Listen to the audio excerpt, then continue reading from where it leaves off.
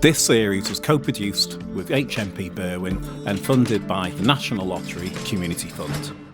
Hi everyone, this is Sam from Eternal Media and you're listening to the Recovery Hub podcast. This episode was recorded in the Recovery Factory on Berwyn Prison's Recovery Wing, where I sat down with one of the men to talk about his story of addiction and recovery. I hope you enjoy.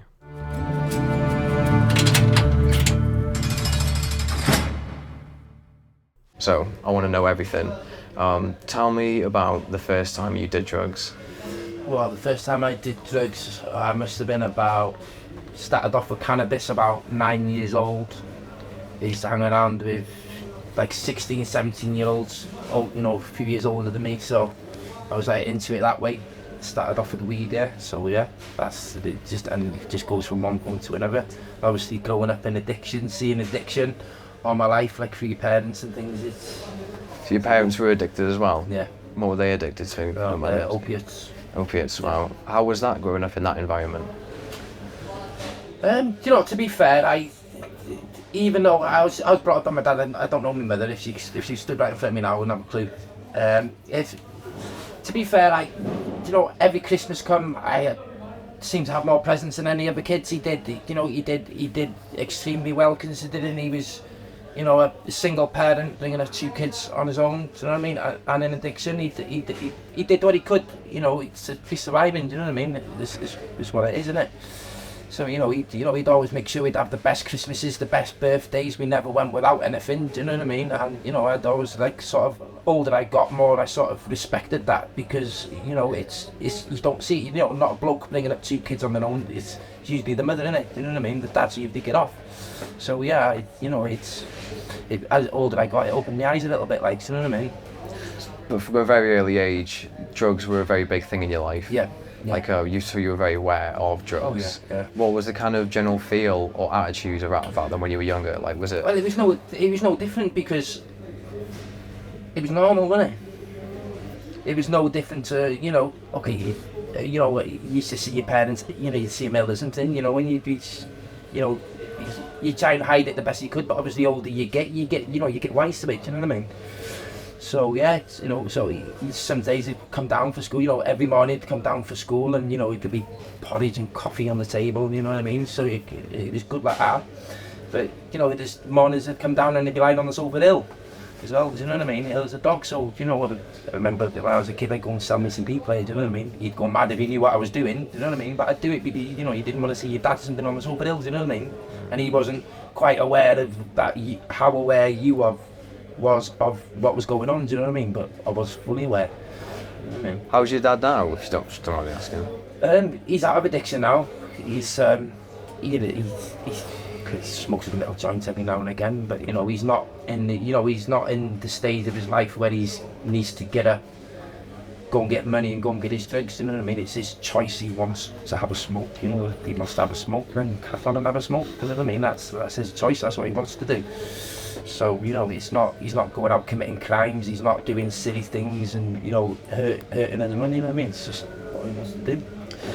Talking of smoking, you said that you smoked for the first time when you were 9. Yeah. Tell me about the kind of situation which you were in, which kind of had that led you to smoking at 9. Because nine's quite early. I think 9 is probably one of the earliest times I've ever heard of. Yeah, well, it was just because it's the fact I'm hanging around with 15, 16-year-olds, because of the way I was brought up, I was always ahead of the kids that were my age, do you know what I mean?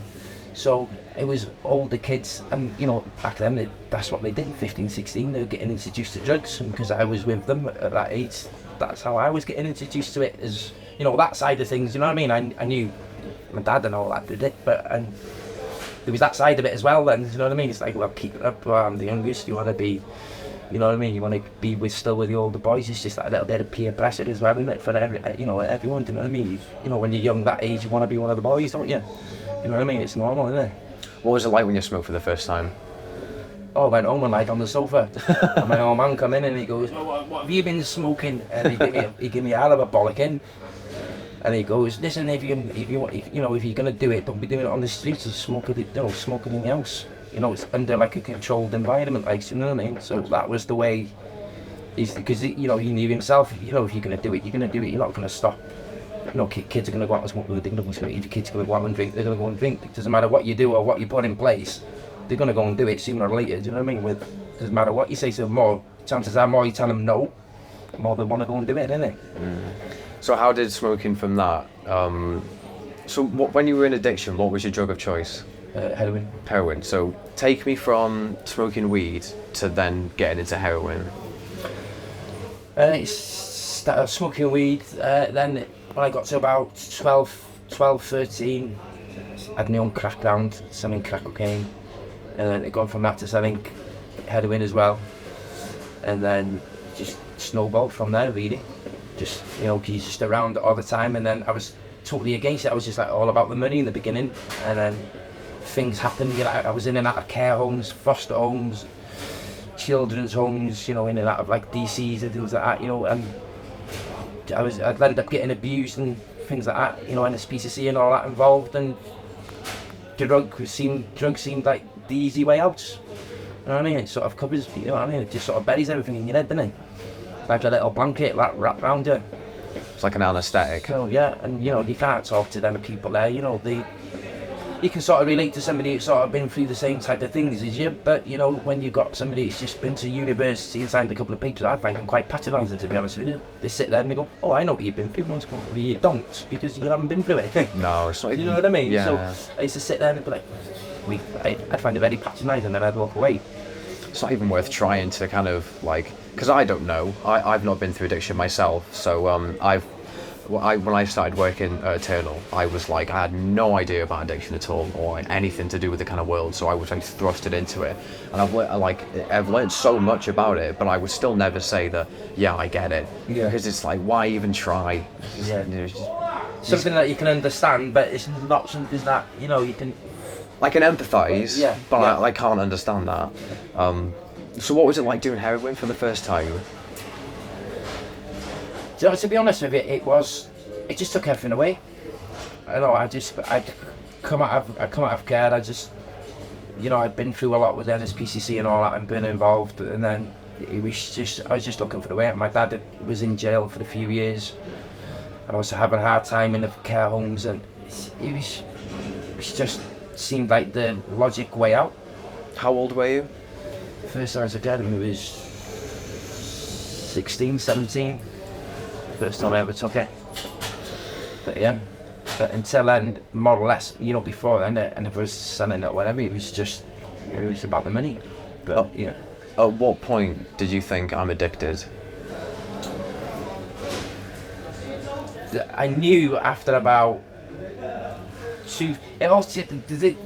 how it started really was, we were going out, my mate was selling it as well, and we were going out, so we were taking pills, we were coming out, and we were like, the next day we were feeling rough, and he'd throw something on the foil, and then it'd go from that couple of lines, and then it'd do it, and after about a week and a half, 2 weeks, and it's just like, oh, you feel a bit shit today, oh, I know it'll make me feel better.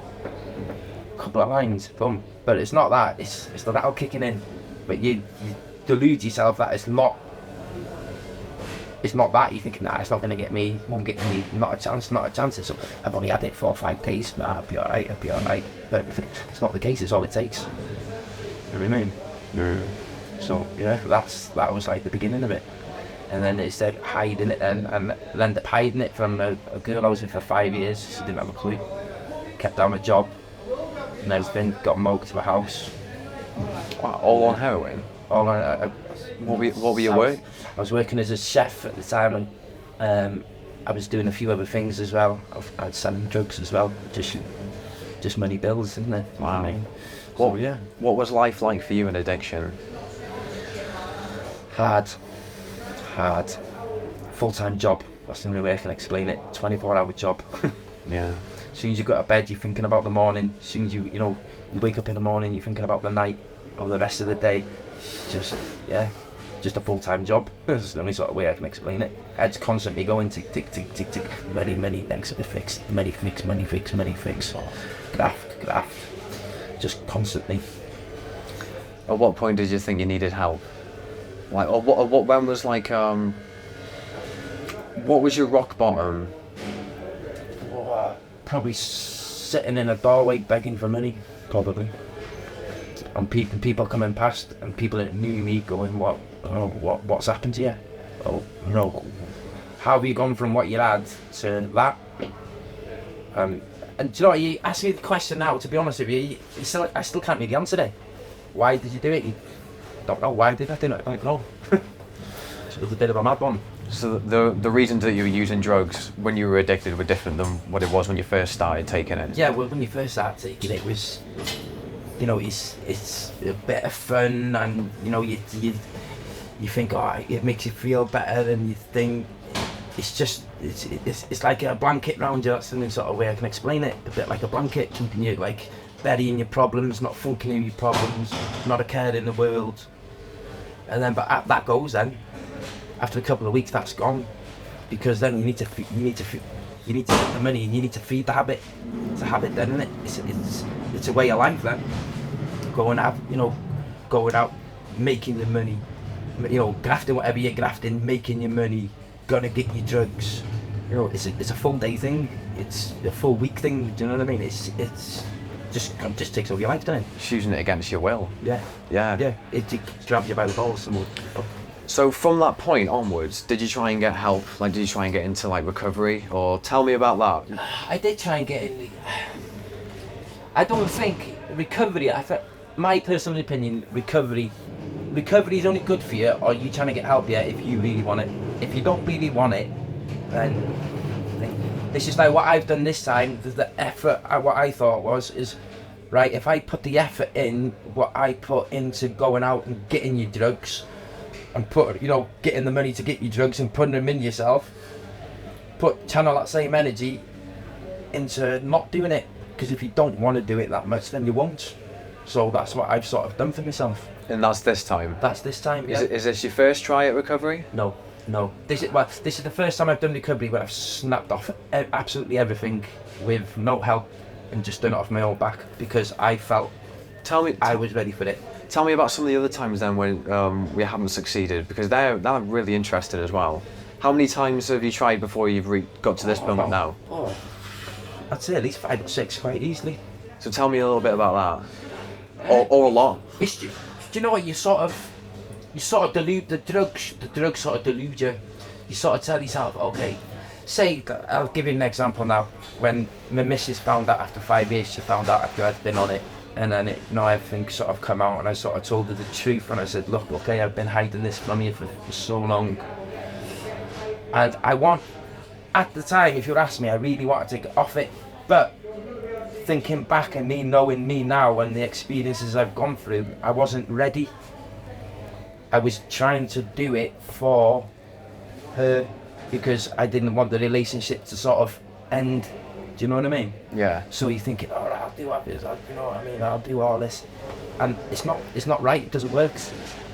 Whoever does that. I had another time, my grandma, before she passed, bless her, she goes, if you don't get off drugs, you're not getting any of my will. And I said, but for me, it was like, at the time, I seen that as the wrong reason to get off drugs, because it's like, what? Oh, you want me to get off drugs just to get your bill? That's wrong. It's a bit of a grave digging. I said, that's not right. You know what I mean? That wouldn't be right. You know what I mean? Because the chances are, if somebody did do that, once they had the money, they're going to piss it all anyway and go and spend it on drugs anyway.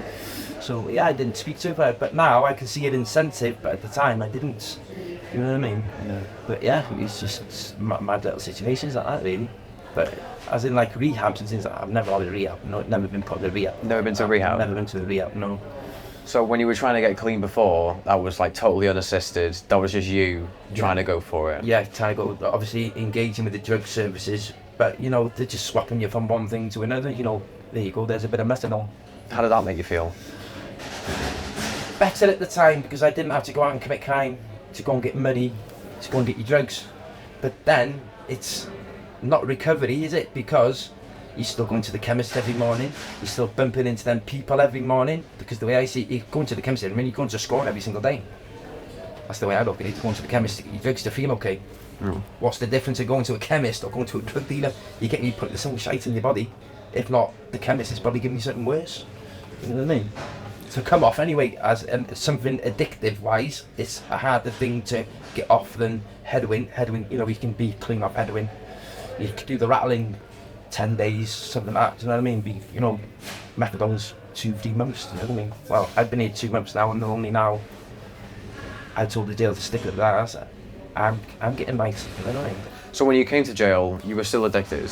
Yeah, when I come back this time, I was on meth. Well, when I got out, I was on 30 ml methadone, and then I didn't take the methadone. I didn't want to go to the chemist every day, so I didn't take it. And I decided, so okay, because people were saying take pregabalin, they're good stuff, but I'd never abused pregabalin. I didn't know they were addictive. I didn't know they give you a rattle, and I heard some people say it, but I thought, how much? It can't be any worse. No, that's what you say, Sam, it can't be any worse, because the stigma for it isn't as bad as like the opiates and things like that. So, you know what I mean? It's like sort of more socially accepted. So I did that, and no, it wasn't the right thing to do. You know what I mean? It just like made things harder, and that's just the same as, you know, methadone coming out every year, like 8 weeks or something like that. You know what I mean? So I'll end up, when I come back this time, I'll end up doing the both. So I come to like the last 4 weeks of the methadone rattle, and then, but when I've come back here, I've said to the doctor, and I said, look, I told him the situation. I haven't been on methadone for nearly a month, and I said I've been self-medicating on pregabalin. And I said, can you help me? Is there anything you can give me?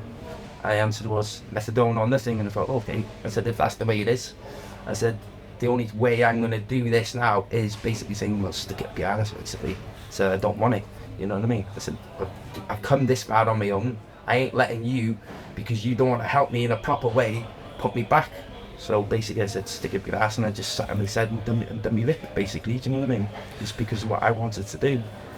So how do you feel now? Like, I wake up in the morning now and I feel like I've got a spring in my step every morning. It's brilliant, absolutely fantastic. And I feel like I'm 16 again. Is that what recovery does for you?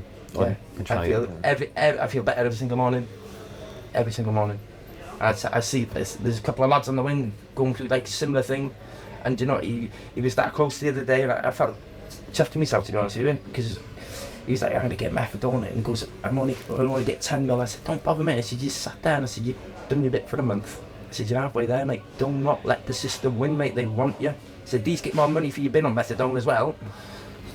Give me your dick. And I said, how good are you going to feel when you get out and you're going to be on absolutely nothing? And he was like, yeah. And do you know what? He listened to what I said to him, and he's not done it. And I go down and have a chat with him and have a little coffee in the morning. Once I have a little chat, see how he is. And do you know, he hasn't done it. And he's like, oh, nice one, Fab, and that's how he doesn't stop me doing it. Nice one.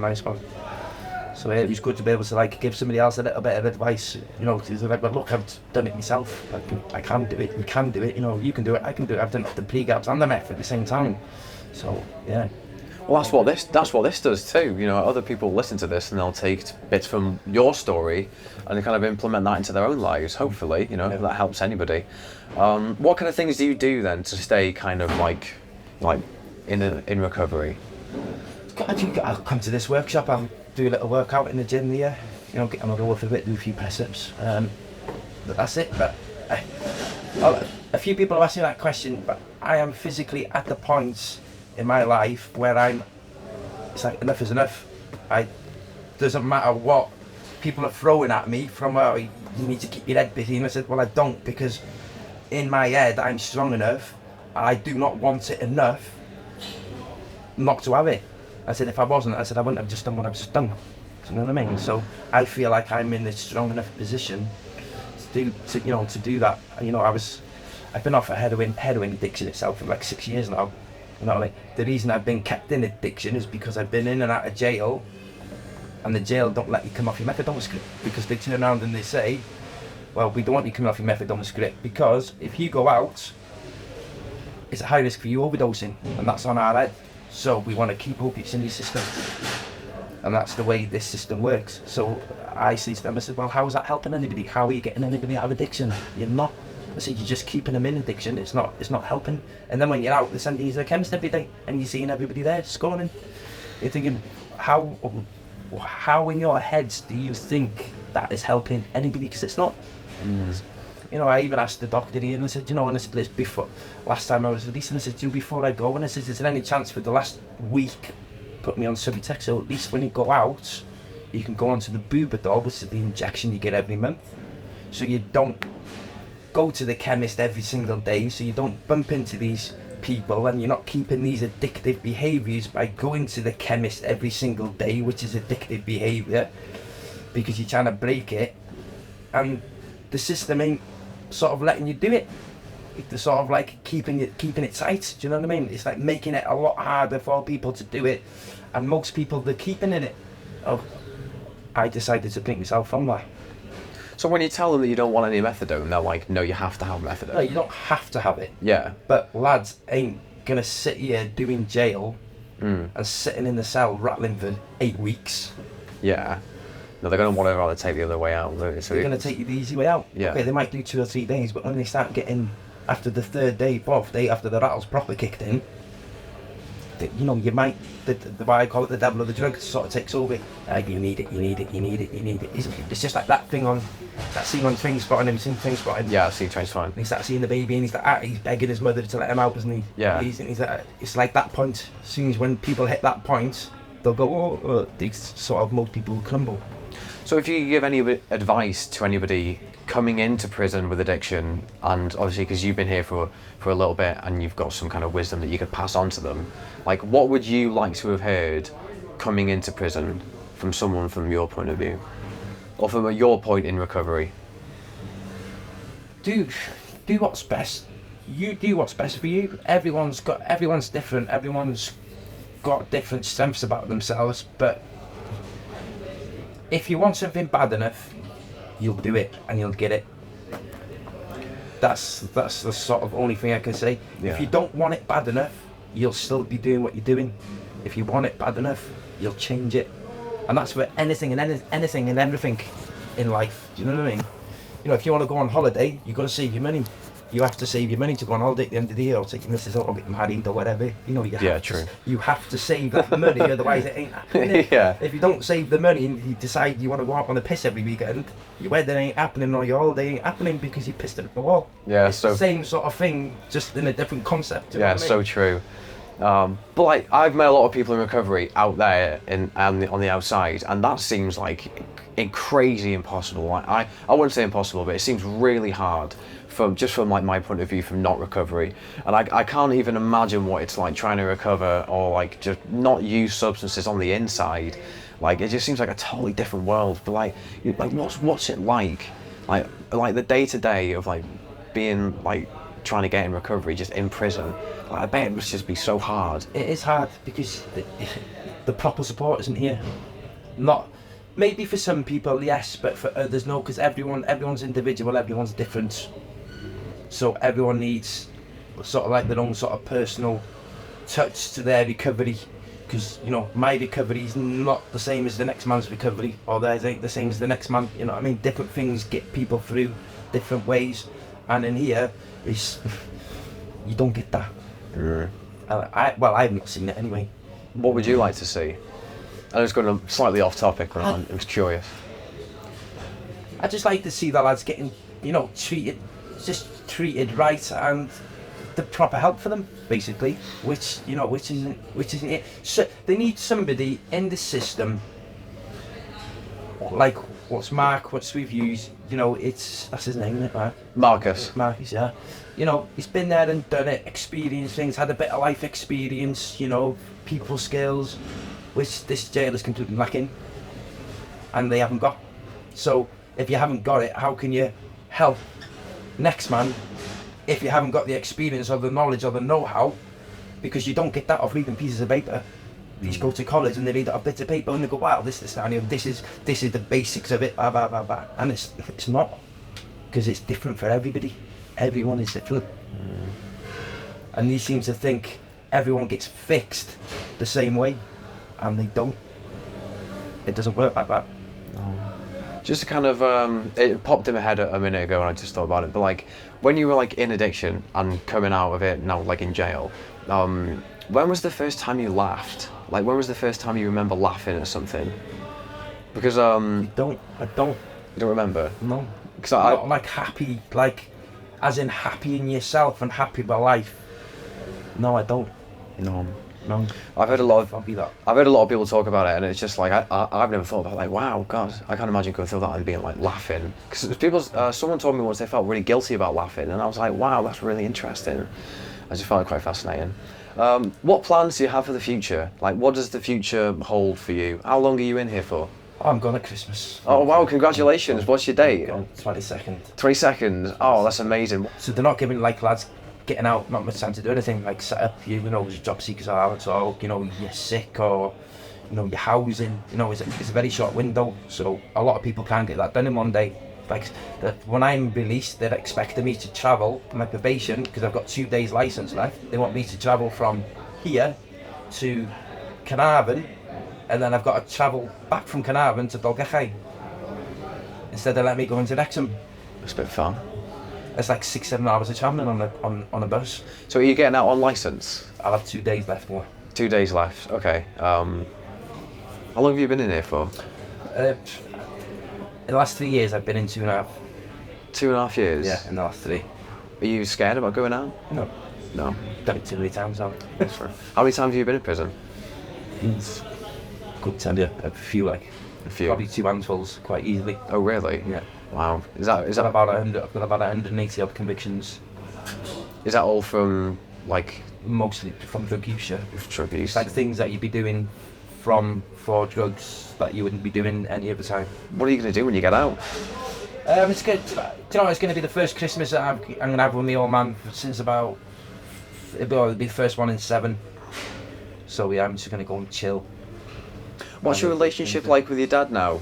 You know, we're really close, yeah, and we're like best mates, but he's my dad as well. I can, you know, I mean, I can sit there and I can sit there and have a beer with him, and talk to him about anything. You know what I mean? Just like he can be your mates. You know what I mean? It's yeah. good. I don't sort of like look at him as a father. Well, he is my father, but I don't look at him like that. I look at him as more of a mate. I can speak to him on more of the thing as a friend. You know, I don't have to worry about what I tell him. It's just good. Which a lot of people as well, you know, like a lot of people have got dads don't have that relationship with their parents today.